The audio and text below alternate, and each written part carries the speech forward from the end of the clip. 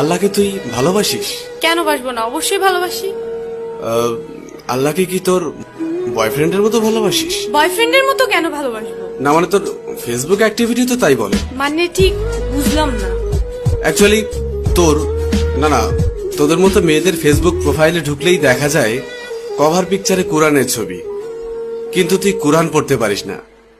Profile পিকচারে Mecca শরীফের ছবি, কিন্তু তুই যেটা আপলোড করার যোগ্যতাই রাখিস না। এখানে যোগ্যতা কি হলো? অনেক কিছু।